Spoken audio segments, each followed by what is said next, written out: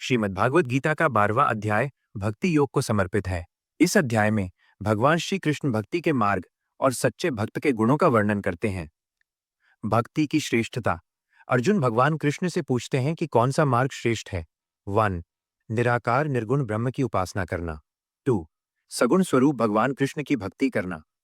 इसके उत्तर में भगवान श्री कृष्ण कहते हैं कि जो भक्त मुझ में अपना मन लगाकर अटूट श्रद्धा के साथ मेरी पूजा करते हैं वे सभी योगियों में श्रेष्ठ हैं।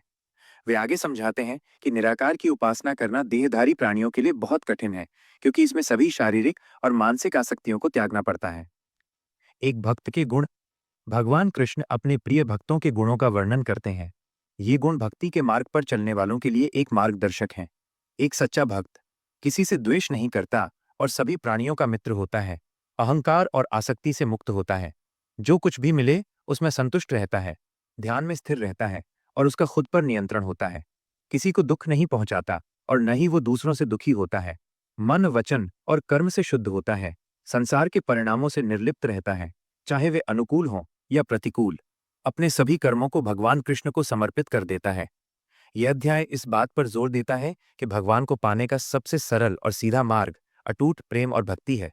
यह सिखाता है कि भगवान को पूरी तरह से स्वयं को समर्पित करके कोई भी सांसारिक दुखों से पार पा सकता है और शांति प्राप्त कर सकता है।